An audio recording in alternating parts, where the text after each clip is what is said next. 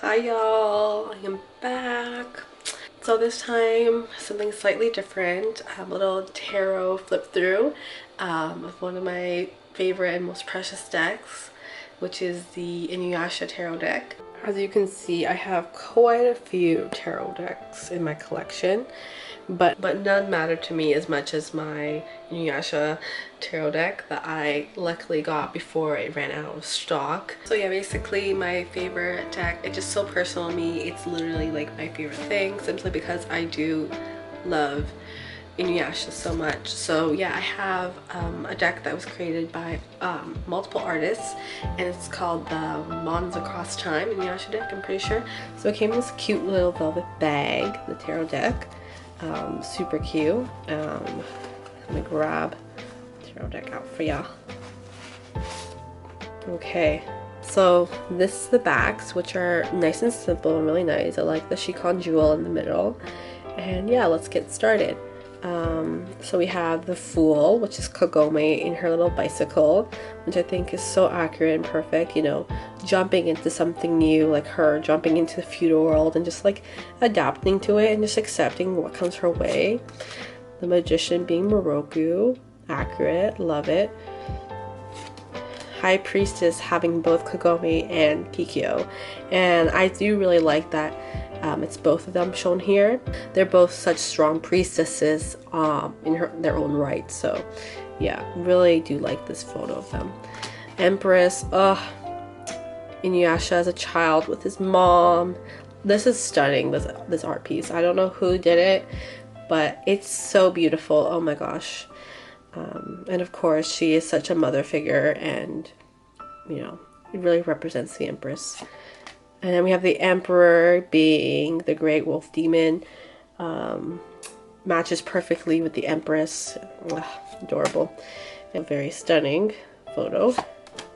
The Hierophant, I mean, you couldn't get more accurate than Miyoga. Miyoga embodies the Hierophant in every single way. Tradition, following the same family for centuries and centuries.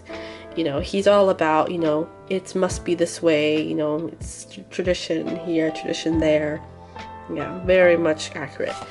The Lovers, I love this, and the thing is, like, obviously, them two together are, like, the best. But what I love about this so much is because the lovers can be read in different ways, and I think because I think they both lacked a lot of self-love when they found each other, and were both very lonely people. And I think when they were together, they both weren't representing their best selves. And I think that the fact that Inuyasha wanted to change himself to appease Kikyo and everything showed that, you know, there's a long way for him to accept his half demon self and not, you know, have to be one or the other, half demon or full demon. I think they both really embraced finding themselves, and, you know, they needed, like, them coming together was so important for both of them. And of course they have a tragic story, and honestly I empathize greatly with them, and I know people are going to hate me for saying that, but I really do, and I really think this is a beautiful piece right here. Yeah, lovers. Then we have Koga and his men on the Chariot. My card, I am a Cancer, I love the Chariot card. And I love Koga, and I think this is so accurate, man. He's always going. It's never a dull moment with him. He's always on the run, always going to find something new to do. He's always just charging forward, and he definitely is a very loyal leader, and yeah, love this card as well. Strength. I'm like, honestly, the major arcana in this tarot deck is done so well. I literally think I love every card, but yes, Strength card, beautiful with Sango and Kilala. Oh my goodness, what more is there to say? This is beautiful, and I love that this interpretation of strength is so loving and like so like not forceful with opening like the lion's mouth. And you can really see that, you know, with each other, they both of these characters have been through so much with their own village, and they really bring out the strength within each other. So yeah, I really like this card. Then we have Hermit, Todosai. Yes, I could see it. I believe it. Good Hermit. And then we have the Wheel of Fortune, Kagura. Oh my goodness. This, I mean, I love Kagura, so I love that you can feel like the wind motion occurring here in this photo. Justice, Kikyo. Yeah, she definitely brings in justice, huh? She's all about doing her revenges and such. Yeah, she's a strong character. Definitely gives me sword energy, even though she's all about arrows, which is the wands in this deck. But she definitely represents justice, I feel like. And I think, you know, everything. I think she has a line, something about saying what's good is evil, what's evil is good. I don't know, something like that. And very all about balance and stuff like that. So yeah, good choice for justice. The Hanged Man. Oh my god, Inuyasha on the sacred tree. Pinned there, yes. Hanged Man energy, because once he gets off this tree, he's literally living a completely different perspective. Like, Kikyo no longer is alive, Kagome is now in the picture, and Kagome brings in a completely different perspective for him that he didn't even realize was possible. And yeah, so this is definitely like his waiting period. Death, we have Shishomaru, nice beautiful card, really love it. And yeah, Temperance for Lady Kaede. Yeah, nice as well. And of course, Naraku's the devil. He really is, because he really does make people fall into temptation and fall into insecurity and doubt that they originally had, and he just amplifies it. And I think the devil definitely is involved in this type of insecurity and doubt that each person has, usually within themselves. Next we have the Tower. Oh, yes. Okay, I think this is Sango because of the pink armor, but I always think it's Kohaku, but I think it's Sango. It's just the way the artist interpreted Sango. Definitely Tower. Like, I mean, that moment when this all happened to Sango and her demon slaying tribe was definitely a Tower moment, and a moment that like really shook up, I mean, changed her life completely. There's no doubt about it. And, you know, led her to the path of joining Inuyasha and his king. The star being Rin, little Rin. Very cute photo. Again, Rin definitely represents star energy. Wishful thinking, you know, praying and hoping for better days. And I think, you know, Rin definitely deserved better. The moon being Kana. Love this photo as well, and I love Kana, so yeah, beautiful. The sun being Shippo and Kilala, and the way it's drawn is just so adorable. It definitely gives it sun energy, and, you know, typical younger energy with Shippo being present here. Judgment, we have it starts with an M. She's the creator of this sacred jewel. Beautiful as well. And then we have the World card. Oh, beautiful. And I think, you know, all of them, look how happy all of them look. And I think it definitely, I don't know if that's how the artist interpreted it, but it definitely looks like a happy ending. And I think it's like closing out of all, you know, the show, basically. A happy ending for each of them. So we start with the arrows, which is wands in traditional tarot. We have the Ace of Arrows, the Two of Arrows, the Sorceress, yeah, definitely Two of Arrows. The Three of Arrows I really like, and look at them. Oh, I love these three. They're so cute.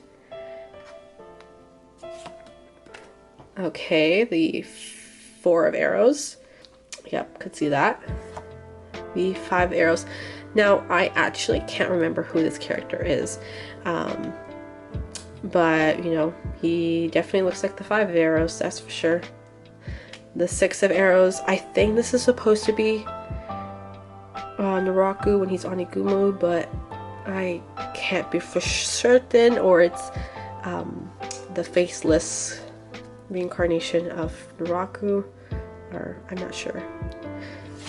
This is where things start to get a little cloudy for me, because there's so many characters in Inuyasha that I try to remember them all, but if they weren't there for too long, I don't really remember. This is definitely the little water nymph goddess. Very pretty. 7 of Arrows. And this is definitely 7 of Arrows. In her episode, she's definitely like suddenly abruptly, like dramatically, like boom, she's like miniaturized and like she's like trapped, and like someone takes advantage of her being trapped and, you know, taking over her whole like thing. But yeah, very nice. I'm like ranting.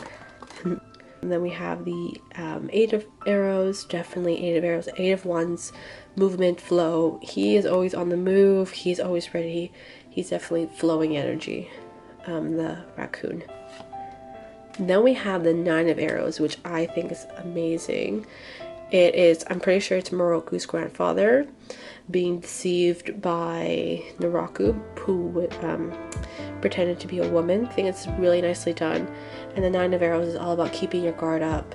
And clearly Naraku got the best of Moroku's grandfather, who let his guard down. And this is what happens. Big hole in the hand. Then we have the 10 of Arrows, which I think is total size ox. Then we have the Page of Arrows. It's why am I blanking on his name? Jokin. Yeah. And then Knight of Arrows. We have Kilala. Also, I say Kilala. I know in the Japanese it's not. It's more like Kirala or something like that. I watched the English dub, and that's all I watch because it's just too nostalgic for me. So I say Kilala. I know it's not appropriate, but I say Kilala. The Queen of Arrows. Oh my gosh. Oh my gosh. She is stunning. Priestess Tsubaki. Oh my goodness. She had my wig snatched. She had me in the chokehold. I love her. She's definitely queen energy, and I could definitely see how she's a Queen of Arrows. Very beautiful, stunning. And then the King of Arrows. I'm pretty sure this is Shippo's father, who protected Shippo and Kagome during the Thunder Brothers situation. Then we have the Ace of Cups, and this is a very dark Ace of Cups to me. I've never seen an Ace of Cups this like dark before. Definitely a lot of manipulation going on here. You know, someone's manipulating Kohaku and Kohaku's manipulating Rin. Very interesting nevertheless. The 2 of Cups. I'm really glad they went with Moroku and Sanko for this one. It's very cute, very nice, and they do definitely like match each other. You know, they're very much like a beautiful duo. The 3 of Cups. Kagome's besties. Yes, of course. The gossiping, the chatter. And if you look closely, I don't know if you can see, it's like literally like they're talking about Inuyasha, and then he's like Kagome with a question mark. Are you sure, Kagome? You know, all this like jibber jabber, and I love it. I love it. Gossip, gossip girls. The 4 of Cups, definitely. Can I just say this episode still like haunts me to this day. Every time I watch it, I still get a little tear eye because I don't know, there's something about it. It's just so sad. But yeah, love it.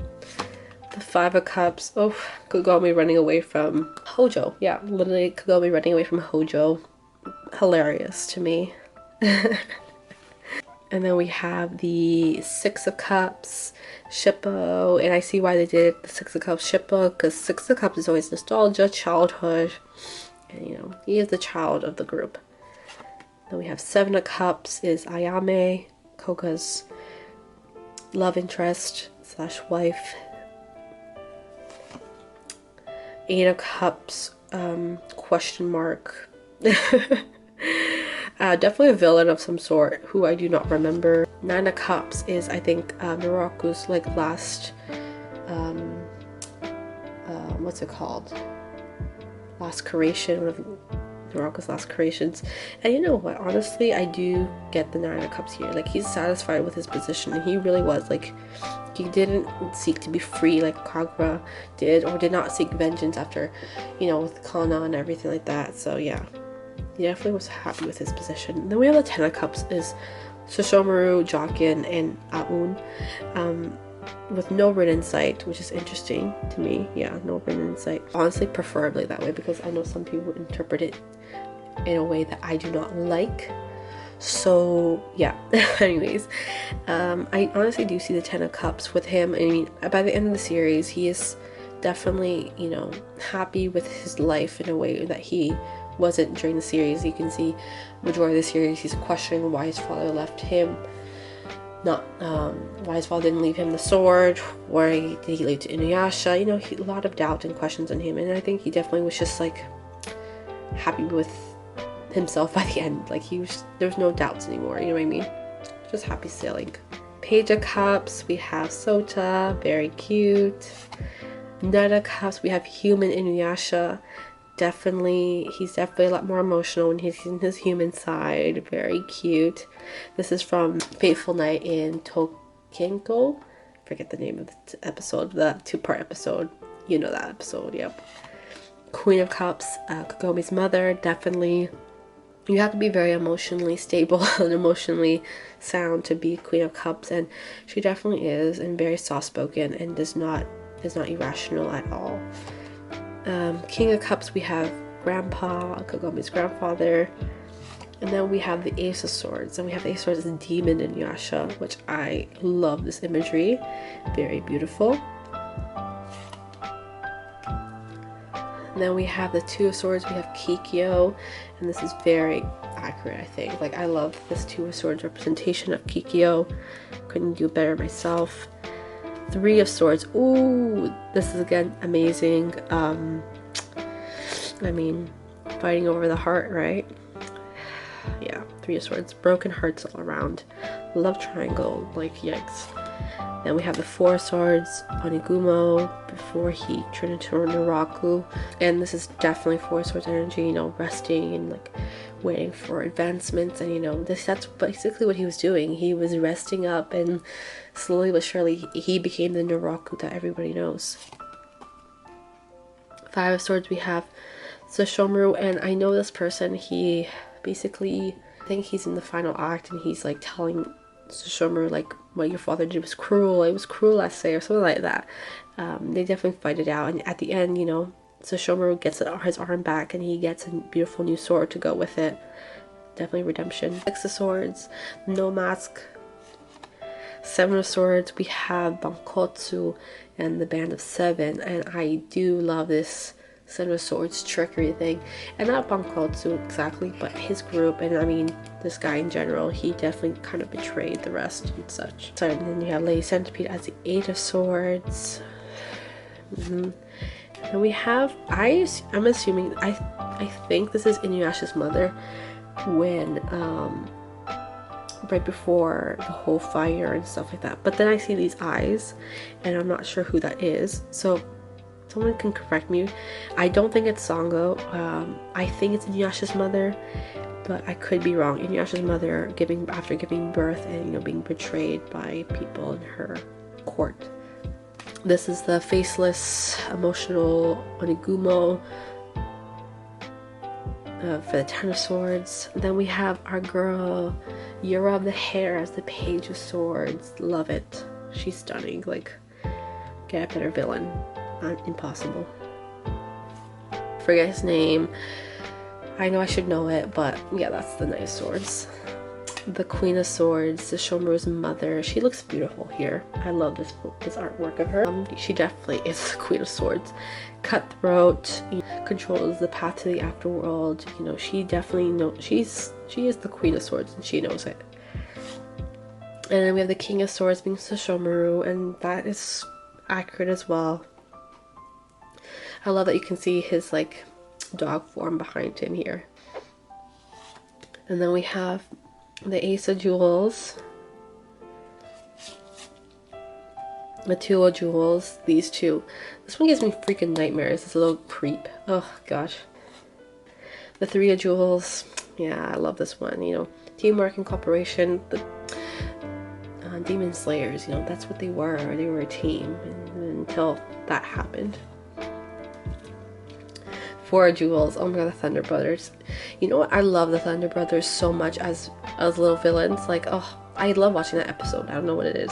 Definitely, he's really stuck on the fact of his hairs. A little too obsessive with those hairs, and that's something about the Four of jewels slash Four of Pentacles. You know, clinging on to things that you shouldn't cling on to too much. You know what I mean? The Five of Jewels, young Lady Kaede. Oh my gosh, definitely. I can only imagine how Kaede felt after her sister died and she was still a child. Must have been very difficult. And not only that, she lost her eye as well, so yeah. More villains that I couldn't remember, and honestly, I should know, but I don't know. Oh my god, these little foxes. The Seven of Jewels. You know what, I love that because they are young foxes who aspire to be, you know, bigger and stronger. And the Seven of Jewels slash Seven of Pentacles is all about, you know, like slow and steady, you'll make it to the top and such, right? So it's waiting for success, which they are. They're young, so. Okay, so we have the Jewels, Nine of Jewels. I think she was from the movie, one of the movies, but I don't watch the movies that often. I think I watched them like once, and that's about it. So then the Ten of Jewels, I thought was so interesting was her. So basically, she's just like Kikyo, who was brought back to the living world in like a clay form. But she hates that she was brought back and she's always trying to kill herself. Her being the Ten of Jewels was interesting because I don't really see that being the Ten of Jewels, but yeah, I think the Ten of Jewels would have been, the Ten of Pentacles would have been better to have, you know, the Higurashis and their shrine, you know, what they've built as a family, you know, family generations. But that's just me, my opinion. The Page of Jewels, yeah, Juninji, Queen of Jewels. I think that she's the snow demon that Moroku got tricked by. Also, oh wait, Nine of Jewels for the Queen. Queen of Jewels. And then the King of Jewels, and I'm pretty sure he's the demon that fixes the Tetsaiga, or fixes the Songo's weapon. I can't remember now, but yeah, he's the King of Jewels. And I do see that because he's definitely very proud, but at the same time very shrewd. So that's definitely King of Jewels energy. So yeah, that's the entire deck of the cards. I really do love this deck so much, just so nice, and I'm just so happy to have it. I mean, let me quickly shuffle it for y'all on camera.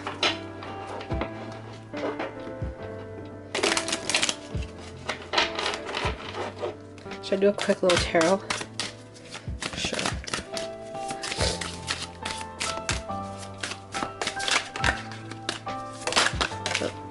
The Queen, I mean, it's the Three of Cups in reverse. Let's do 3 cards.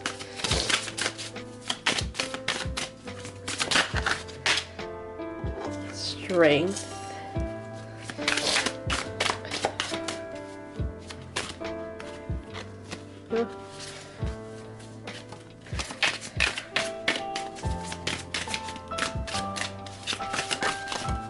And the Devil. Oh, okay. This is interesting.